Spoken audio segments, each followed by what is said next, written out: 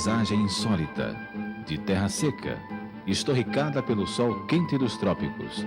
A imagem do semiárido se espalha por mais da metade do território nordestino. Cercada de contrastes por todos os lados, a paisagem do sertão é sempre assim.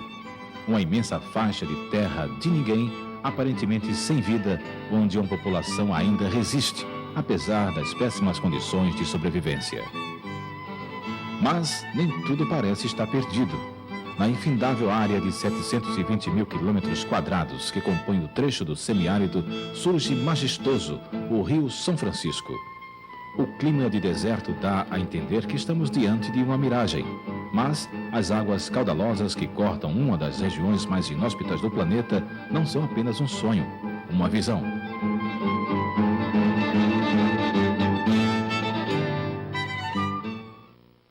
Com a descoberta pelos bandeirantes, o São Francisco se tornou trilha para o desenvolvimento do interior do Nordeste brasileiro. A navegação incentivou o comércio de pedras preciosas, do artefato do couro e de outras especiarias. Tempos depois, com o avanço tecnológico, as águas do Velho Chico passaram a gerar energia. Vieram as usinas hidrelétricas e, a partir delas, uma história de destruição e desrespeito à natureza.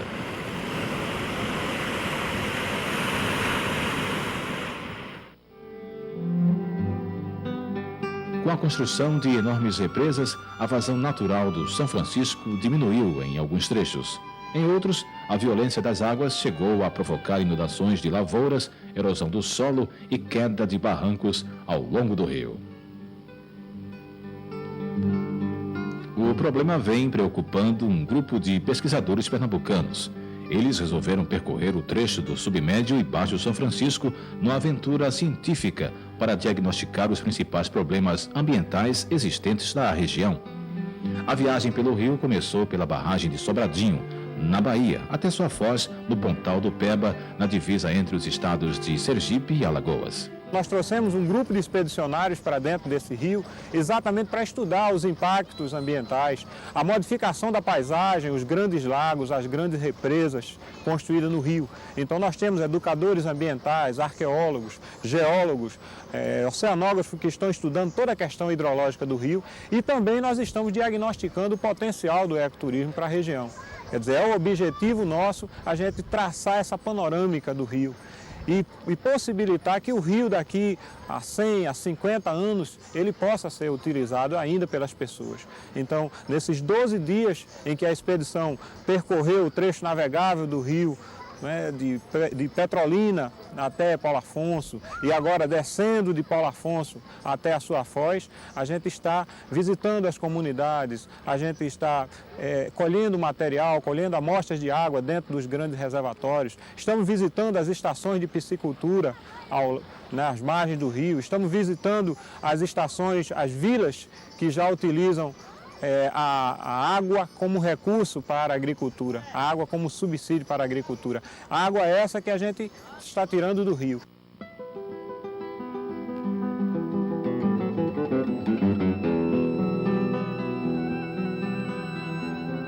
A maioria do percurso foi feito de barco e o restante por terra, num total de 784 quilômetros percorridos. A cada trecho de parada, o grupo realizava a coleta de água com o objetivo de avaliar os índices de salinidade e pureza de cada ecossistema. A primeira coleta foi feita no Lago de Sobradinho, ponto de partida da expedição.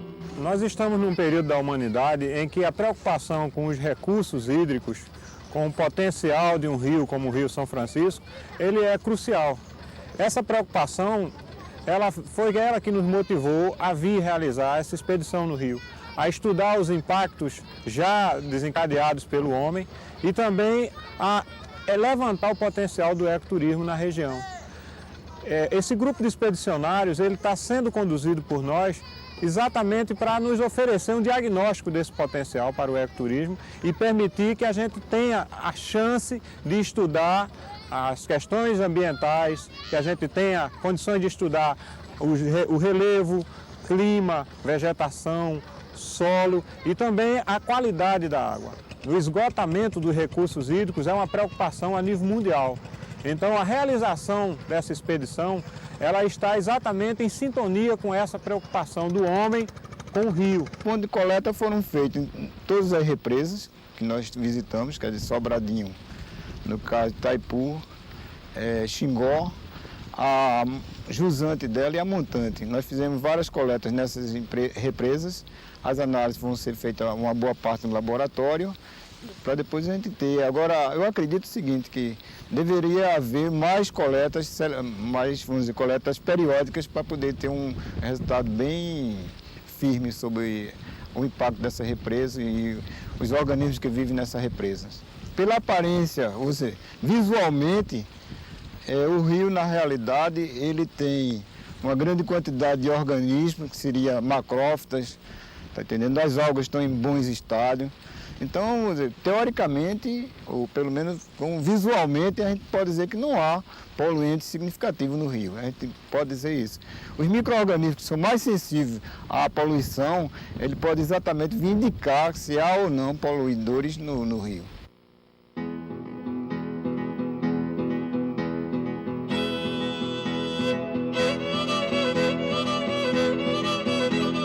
Localizado na região do lado baiano do submédio São Francisco, o Lago de Sobradinho forma uma paisagem artificial incomum, embora de uma beleza inegável. Com 40 quilômetros de largura, o lago é considerado único no mundo.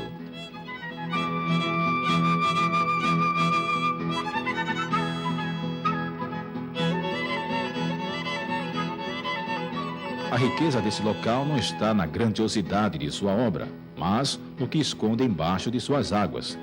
Com a formação da represa, áreas imensas de vegetação nativa foram submersas ao lado de 25 sítios arqueológicos ainda inexplorados. O mesmo aconteceu no entorno das usinas de Itaparica e Xingó. Os sítios submersos, 93 ao todo, indicariam, segundo os pesquisadores, a possível rota de imigrações dos povos nômades que viveram nesta região há milhares de anos. Em relação a Sobradinho, não existia um plano ambiental, que nós chamamos RIMA, que seria de impacto ambiental, para se tratar os problemas ambientais e, no caso, projetos arqueológicos. Em relação aos resultados dessa pesquisa do projeto arqueológico de Itaparica, os resultados da parte baiana ficaram um pouco fragmentados, mas os dados principais foram tirados ao lado pernambucano. Foi feito o salvamento numa área que compreende as cidades de Floresta, Belém de São Francisco, Itacuruba e Petrolândia. Essas duas últimas cidades já estão submersas. Descendo um pouco, nós chegamos até o terceiro salvamento que foi feito, no caso, no projeto que a gente chama, que é chamado de PAX, que seria o Projeto Arqueológico de Xingó. Na área da montante, são mais ou menos 56 sítios arqueológicos, sendo 15 de registros rupestres, 11 de acampamentos, 11 de habitações, 28 de acampamento e 2 de habitações e enterramentos. Esses dois são os que destacam mais, seria o sítio Justino e o São José. No Justino foi encontrado cerca de 163 ossos, no caso esqueletos completos, enquanto 28 foi encontrado no São José. A maioria desses sítios é classificado como céu aberto ou de abrigos, tá? Seriam as duas classificações básicas desse sítio.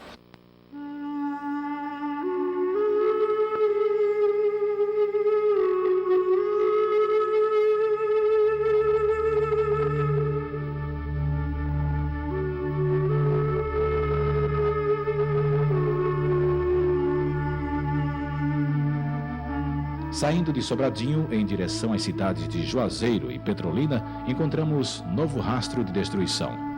Nossa primeira parada, a Ilha Amélia, uma área de preservação do Ibama. Aqui, a exploração do turismo desordenado é evidente. Um acúmulo de lixo e detritos próximo às margens do rio são indícios claros do estado de abandono deste ecossistema.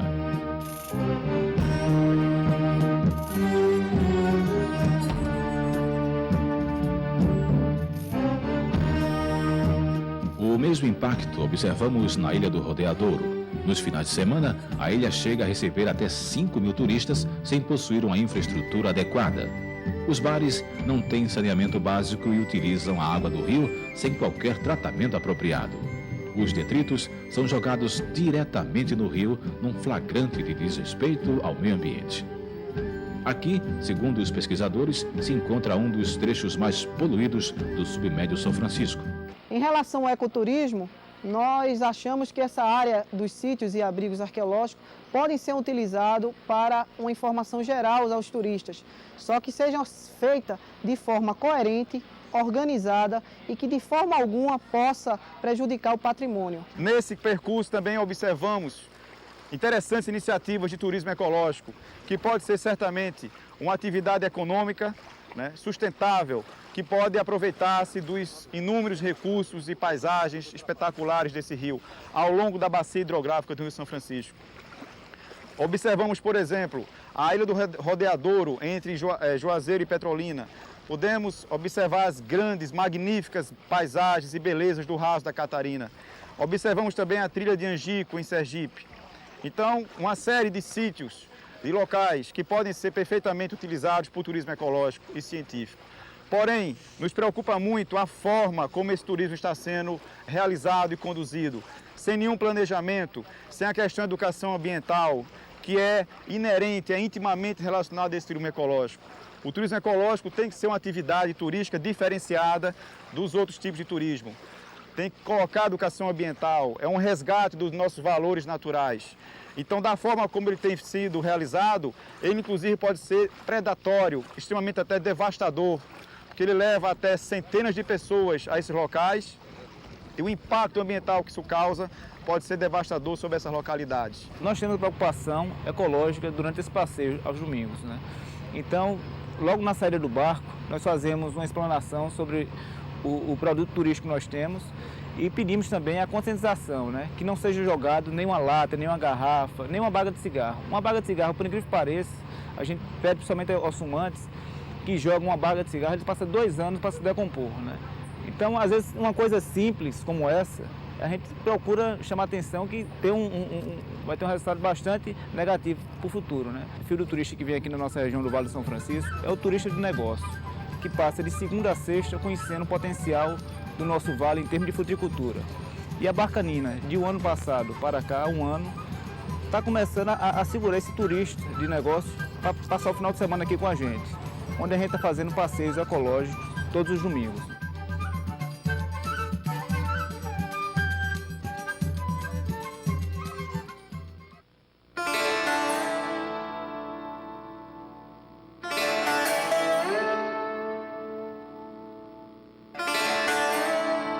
Outro grave problema detectado pelos pesquisadores refere-se ao uso inadequado da água do rio pela própria comunidade ribeirinha. Por absoluta falta de acompanhamento técnico dos órgãos competentes, os projetos de irrigação desenvolvidos ao longo do rio são feitos de forma irregular e sem critérios rígidos de controle ambiental.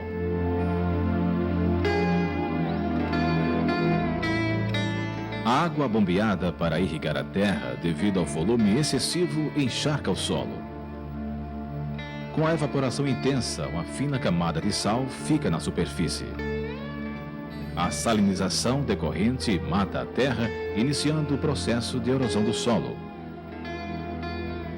Com isso, os barrancos vão caindo e carreando detritos para o rio, provocando o seu aterramento ou assoreamento. Constatamos, infelizmente, uma série de impactos de problemas ambientais ao longo do nosso percurso, ao longo da nossa expedição.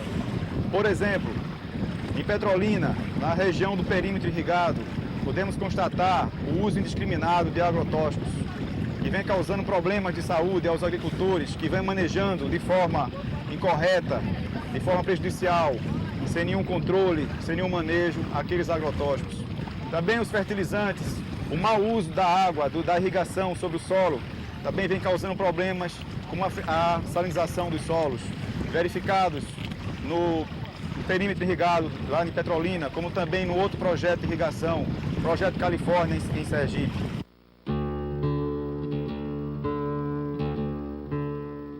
Infelizmente existe um uso indiscriminado do agrotóxico aqui na região e isso causa vários prejuízos, vários danos à saúde e eu acho que é tempo de abrir os olhos e alertar para essa questão, porque existe uma alternativa que é o controle biológico, né, a questão orgânica, né, a agricultura orgânica, ela resolve os problemas da agricultura sem necessariamente você ter que usar o agrotóxico que causa um mal não só a quem produz, como também a quem consome.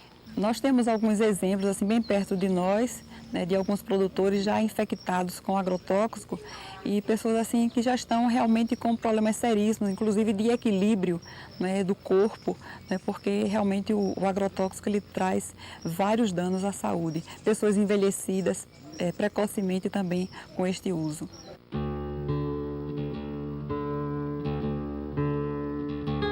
O nosso trabalho consiste em um manejo integrado de agricultura orgânica.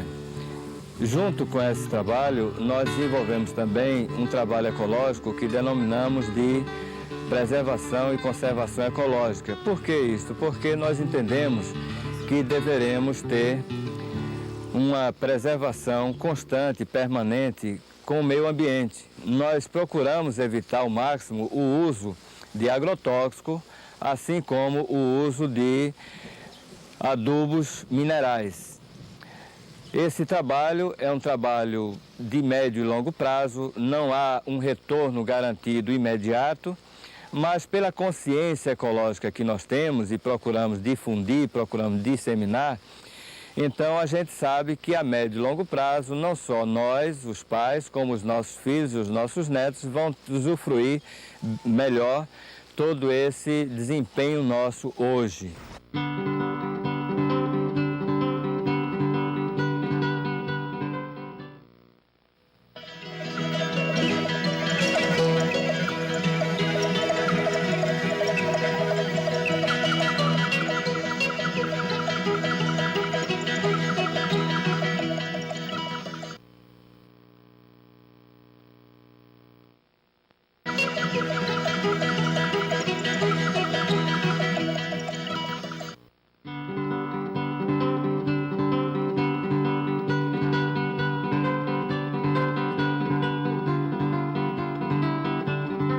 Ao longo da expedição que nós fizemos, nós vimos, por exemplo, a utilização da água do rio para irrigação.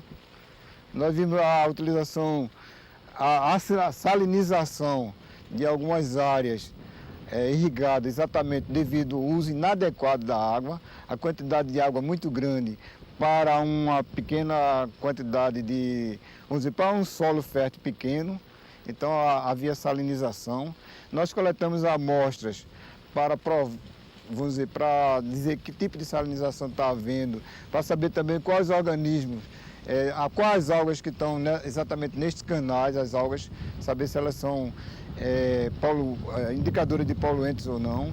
Nós coletamos amostras que poderiam indicar exatamente qual a quantidade de poluentes. No final de cada uma dessas irrigações foram coletadas amostras após até a mesma fertilização do próprio estuário. Se faz no Brasil uma apologia da agricultura irrigada. A agricultura irrigada é uma agricultura que aumenta a produção, mas é uma faca de dois gumes. Primeiro porque há uma tendência, sobretudo na região de clima quente e seco, a salinização dos solos. No que você joga a água doce ou água que vem num solo que tem grande quantidade de sais, ela quando se infiltra dissolve os sais. E quando evapora, traz os sais para a superfície e ela evapora, a água vai embora, os sais ficam. Então há áreas, e no São Francisco já há áreas com isso, que existe problema de salinização. Você deve ter visto, inclusive, programas de recuperação de solo.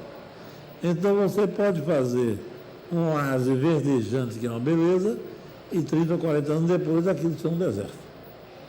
Você está caminhando para produzir um deserto.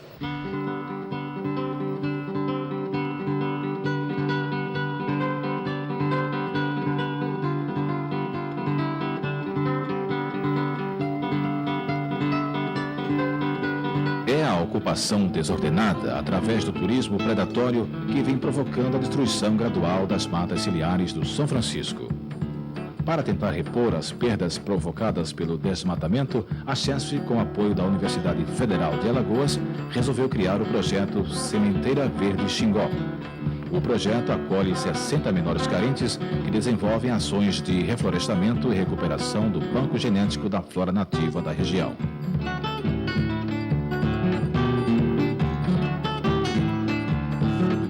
O projeto de áreas degradadas é um projeto que a gente visa a recuperar as áreas degradadas, né, em função da obra da usina, e que chegou a impactar o meio ambiente. E nessa meta a gente tem essa sementeira aqui como um meio produtor de mudas para recuperarmos essas áreas.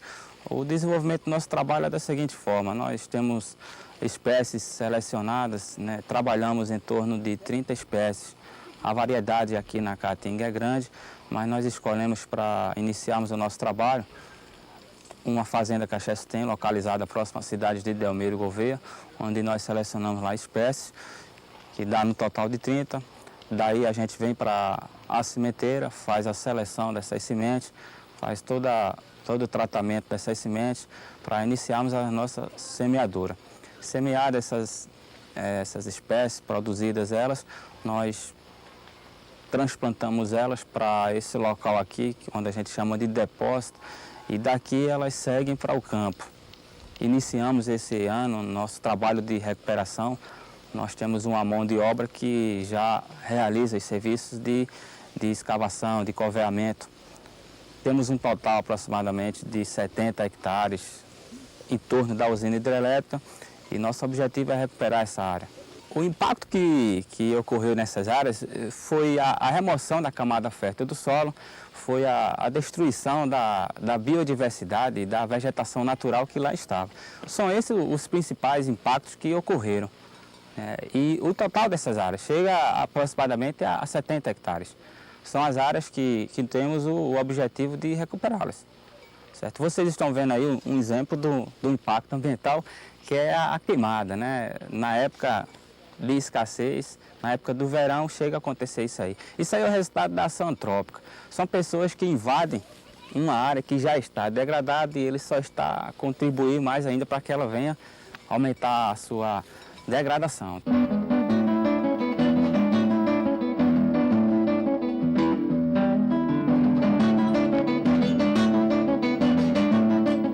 O próximo local de parada, a barragem de Xingó, a segunda maior hidrelétrica do Brasil.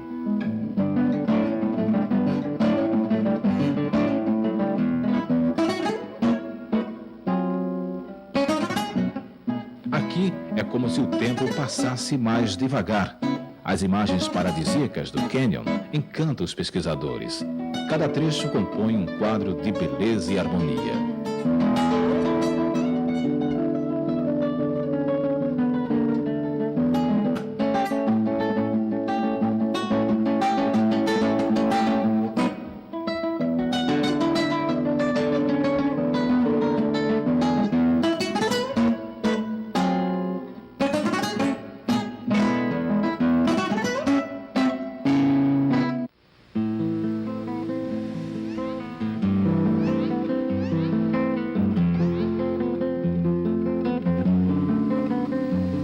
A formação do São Francisco iniciou há aproximadamente 100 milhões de anos, com o avanço do Oceano Atlântico.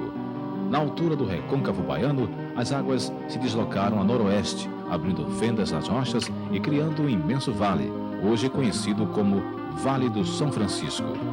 Ninguém diria que toda essa área foi, há muito tempo, mar de águas cristalinas, onde a vida era abundante e perfeitamente integrada aos ciclos naturais do meio.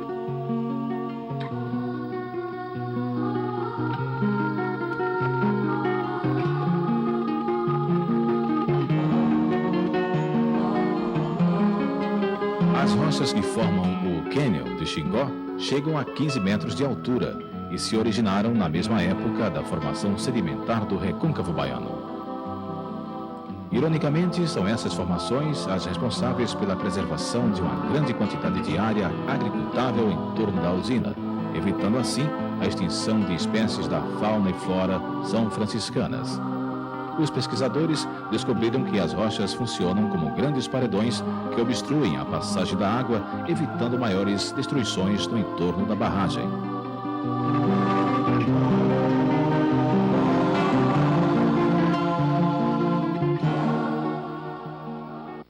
Há pouco mais de 100 milhões de anos, no chamado Cretáceo Inferior, período geológico chamado Cretáceo Inferior, quando a fenda que ia rompendo a crosta e que no futuro daria origem ao futuro Oceano Atlântico, quando ela chegou na altura onde hoje é o Recôncavo Baiano, essa fenda ela se deslocou para noroeste e foi rompendo a crosta continental que havia na época do antigo paleocontinente Gondwana, que reunia grandes massas continentais, incluindo a América do Sul e a África.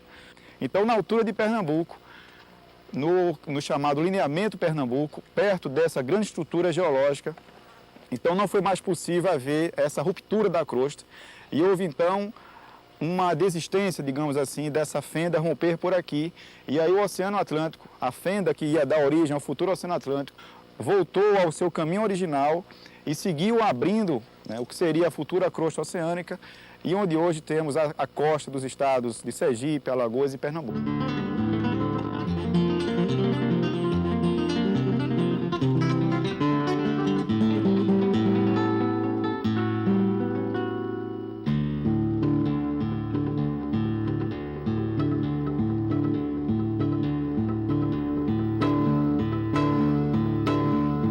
Seguindo o curso do rio, a expedição inicia uma nova etapa exploratória, agora pelo Baixo São Francisco, no trecho que vai da cidade de Piranhas até o município de Penedo, do lado alagoano do rio.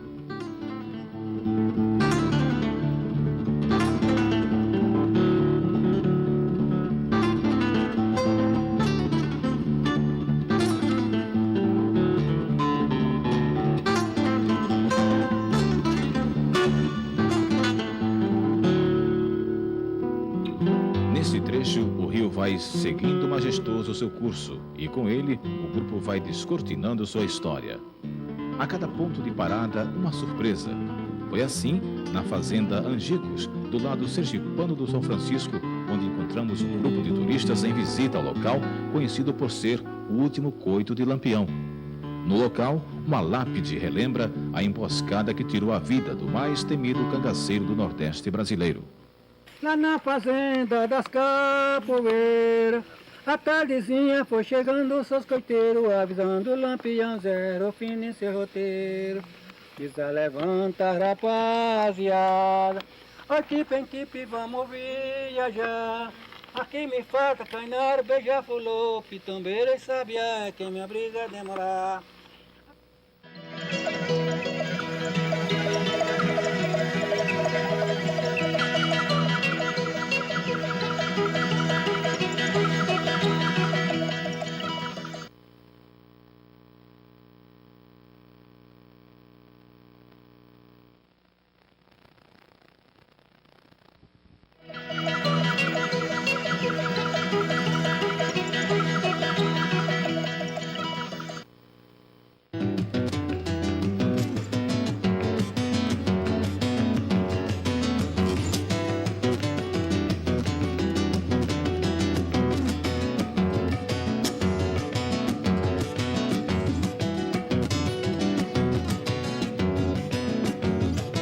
Retomando o roteiro da expedição, o grupo segue observando as belezas naturais que vão surgindo ao longo do percurso.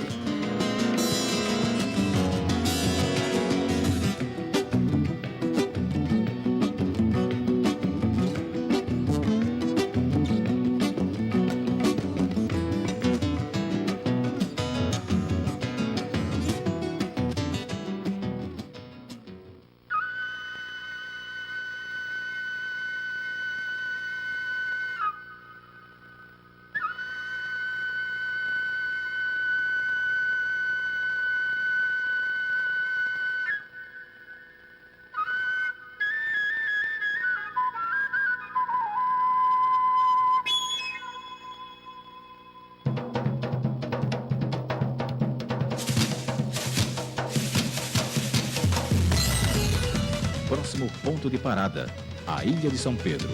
localizada na parte sergipana do rio, onde vivem cerca de 400 remanescentes da tribo Chocós.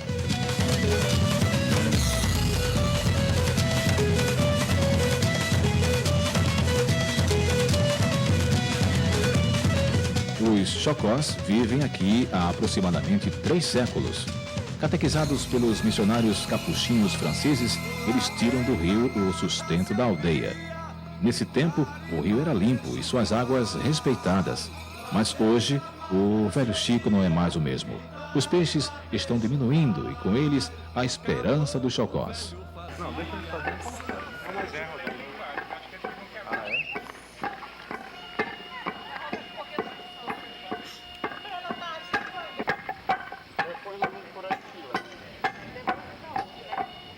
Se não fosse o São Francisco, para nós aqui e para muita gente que mora nesse baixo, a complicação era grande. Já está sendo, mas se não tivesse, seria pior. Antigamente a gente, eu acho que vocês não chegaram a ver, porque também não viviam por aqui, mas que era grande produção de peixe, muito peixe. As lagoas enchiam, se plantava muito arroz e tinha também uns invernos certos e que se fazia tudo a tempo e que dava certo. Hoje já não se vê mais isso.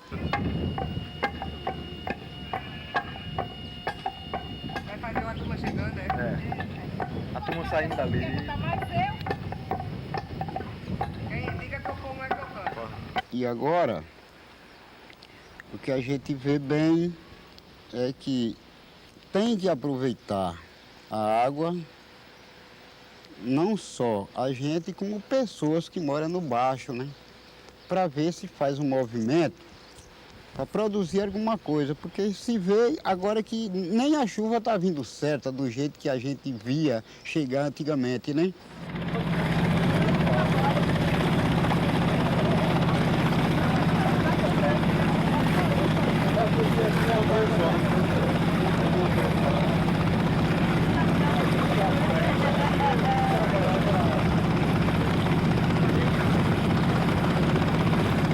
Única fonte natural de sobrevivência, o velho Chico acolhe em seu leito 14 milhões de nordestinos que, direta ou indiretamente, dependem do rio para enfrentar as adversidades da seca. Nas grandes planícies semiáridas, o São Francisco assume o seu papel mais importante. Homens e animais sobrevivem exclusivamente de suas águas. Quando tudo seca na Caatinga, o rio, encolhido, representa a derradeira esperança de um milagre de vida. Esse rio era um rio piscoso, era um rio que todo ano tinha sua cheia, quando não eram cheias periódicas pequenas, mas também tinha grandes cheias que inundavam. Essas grandes cheias traziam prejuízo, mas traziam uma riqueza muito maior do que os prejuízos. Primeiro porque ela cobria toda a terra, e quando cobria a terra, então tudo quanto era de inseto morria, então, quando se plantava, não precisava de adubo e etc.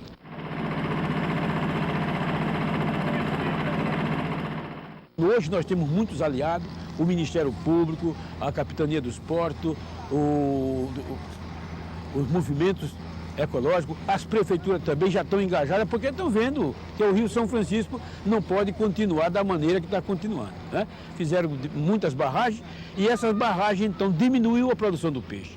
Vejam a situação que o nosso rio está, muitos peixes em extinção, bem preste a se acabar. Mandim branco, capadinho, cruvina também pirá, boca frita, pacamão, niquinto, bilambiá. Esses peixes só produzem se as águas barrear. Hoje não tem surubim. Hoje eu sou o presidente da colônia, nessa cidade aqui, ninguém vê mais um pescador chegar com surubim. E até o peixe nativo, um peixe que não pode se acabar, que é o peixe curimatã, está desaparecendo. Além desses problemas, tem as questões dos saneamentos básicos que não tem nas prefeituras. São 460 cidades, todas elas despejando o dejeto para aqui. Isso é uma coisa terrível. E por causa das faltas de cheia, então o rio não tem força, cria cabelo, lodo, Isso, então, forma mais banco de croa, deixando o rio completamente navegável.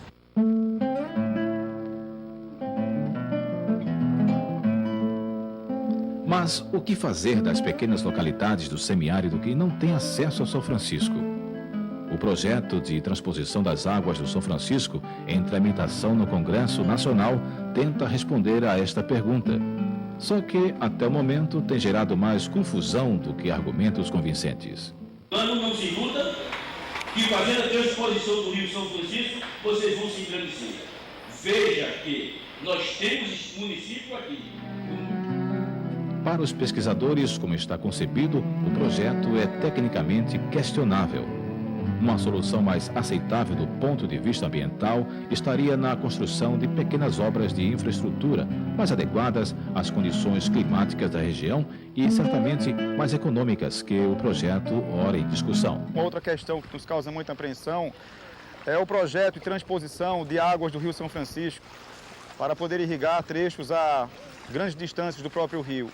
No nosso entendimento, isso nos causa uma grande temeridade, pode ser um impacto ambiental, talvez, certamente de grandes proporções, e que pode até começar a inviabilizar, de forma talvez inexorável, irreversível, a própria navegabilidade e talvez a médio e longo prazo, a própria capacidade de geração de energia elétrica do Rio São Francisco. Falta exatamente um gerenciamento melhor, um gerenciamento mais ordenado, mais racional dessa questão hídrica, porque existe a água, ela precisa ser melhor gerenciada, melhor conduzida, melhor aproveitada. Do ponto de vista técnico, climático e edáfico, há problemas que são de toda a região.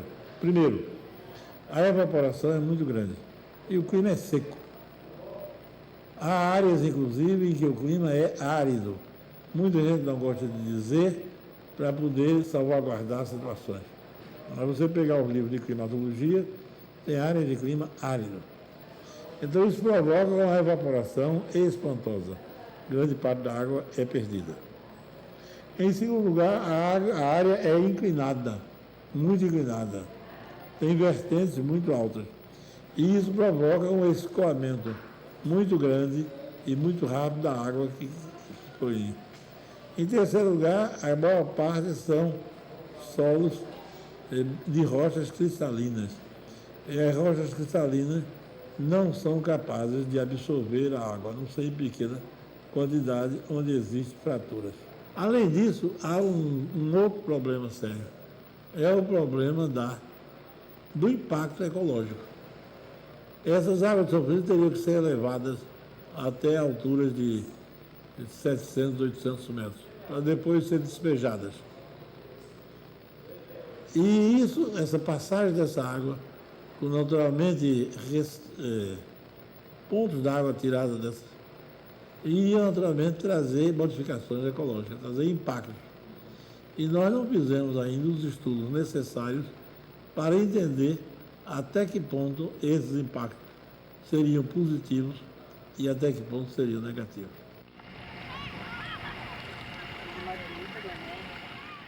Nós, pescadores aqui da região do São Francisco, nós não somos contra o projeto. Nós somos contra a maneira como quer executar o projeto. Quer executar o projeto de transposição deixando uma comunidade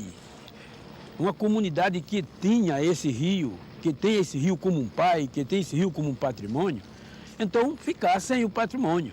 Então eu não vou de maneira nenhuma aceitar que faça transposição quando no nosso sertão de Alagoas está aí a seca, está o boi morto, está aí em Traipu uma várzea com 12 quilômetros, uma várzea com 12 quilômetros tem condições de dar de comer a mais de 5 ou 6 mil pessoas e ela está completamente seca. Além dessa várzea, nós temos 56 lagoas marginais, que elas são o berço, são a maternidade dos peixes.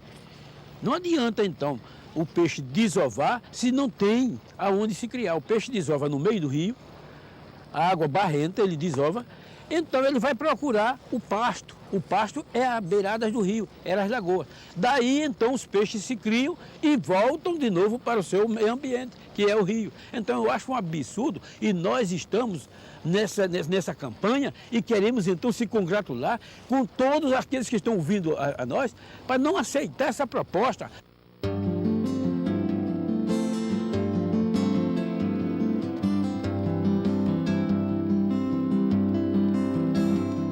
De volta ao Rio, novas surpresas estavam reservadas. Não demorou muito e ali estavam elas, as cidades históricas do São Francisco.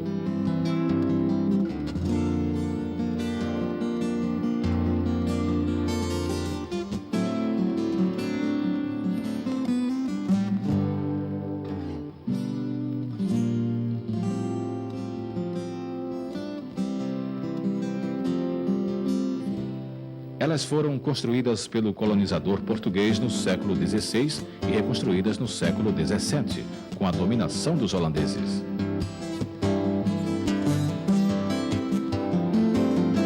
A cidade alagoana de Penedo é a mais importante de todas.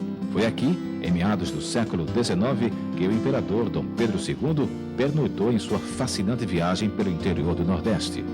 A cidade guarda hoje um dos mais ricos patrimônios históricos remanescentes da colonização do São Francisco.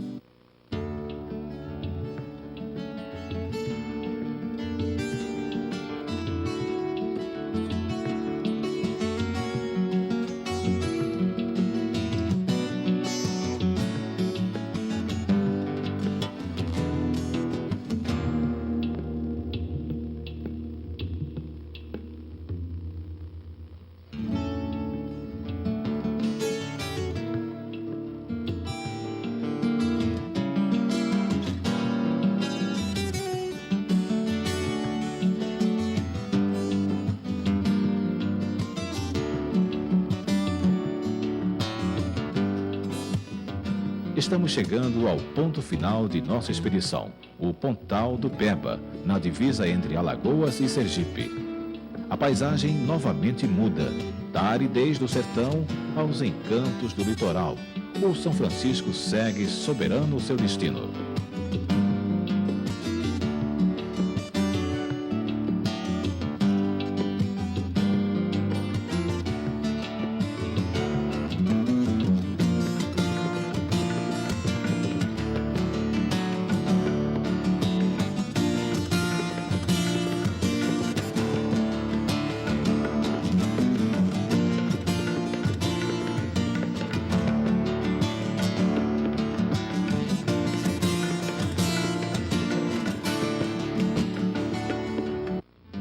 Não demora muito e se abre no horizonte um grande corredor de dunas de areia branca, com mais de 20 metros de altura e uma extensa vegetação de praia.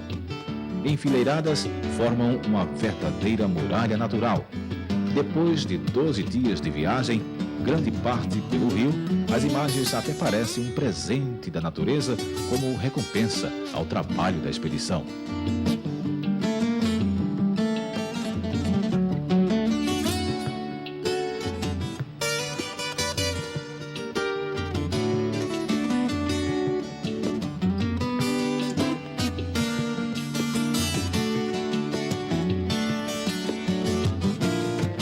O Pontal tem características ambientais muito semelhantes aos ecossistemas encontrados nas regiões litorâneas do Nordeste. Coqueiros, manguezais e a sinuosidade geométrica das dunas atraem os turistas de todo o planeta que lotam este estuário durante o verão.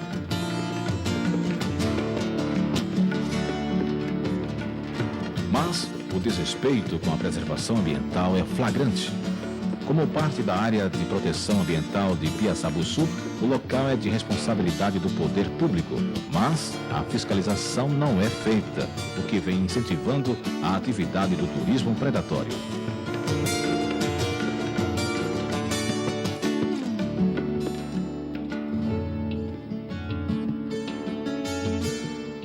O avanço do mar e a salinização das águas do rio são problemas que vêm assustando a comunidade do Pontal. O impacto é causado pelo represamento das águas da usina de Xingó. A vazão controlada da barragem faz o rio perder força, permitindo que o mar avance sobre o litoral. Com o avanço do mar, as águas doces do rio se tornam mais salinas, provocando a diminuição dos peixes, além de toda uma mudança radical nas condições biológicas de vida neste trecho do São Francisco. Não pode chegar a uma conclusão antes da análise prévia do fitoplâncton em si, né? Mas, pelo menos, a usina ela reteve a água que, naturalmente, ele deveria escorrer no rio e haveria, vamos dizer, uma diminuição ou aumento da água que modifica toda a biota de um rio. Nós estamos exatamente na proximidade do encontro do rio-mar. Então, como o rio é de volume muito grande e estamos numa baixa-mar, então você vê, aqui uma lagoa exclusivamente, a água ali deve ter uma salinidade no máximo de 2 partes por mil. Então, provavelmente na pré-mar é que deverá aumentar bastante a salinidade. Mas a vazão do rio aqui é forte em relação à entrada de água salgada, né? Aqui se dá exatamente a maioria dos organismos marinhos. Ele vem procriar, ele vem, no caso, se alimentar nessas áreas, nessas regiões, como um estuário, né?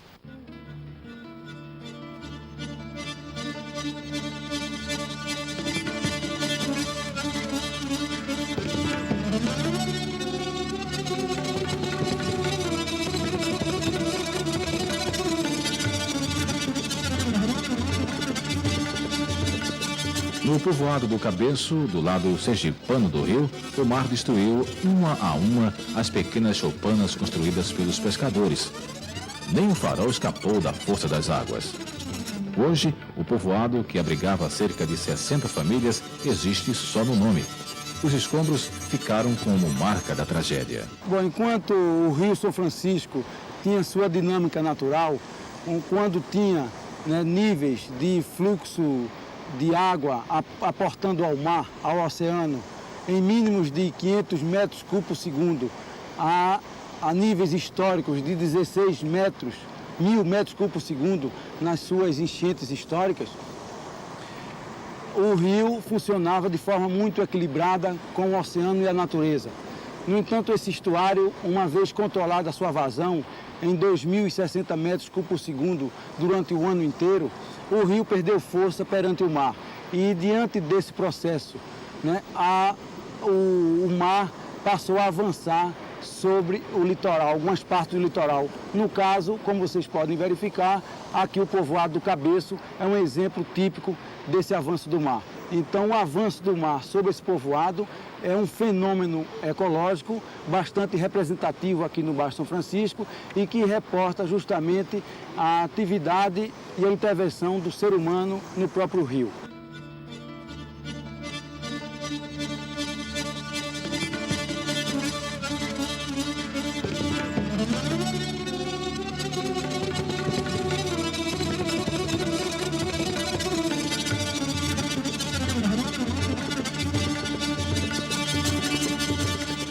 Mas, apesar dos sérios problemas ambientais, o velho Chico continua de pé, vivo, seguindo seu caminho do qual nunca se desviou, o mar.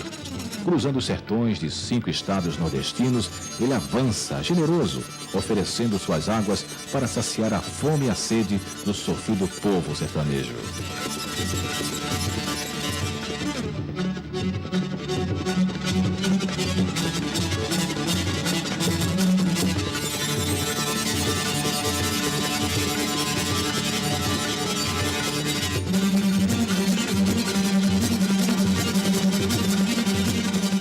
São Francisco está ameaçado, mas ainda é possível recuperar o tempo perdido.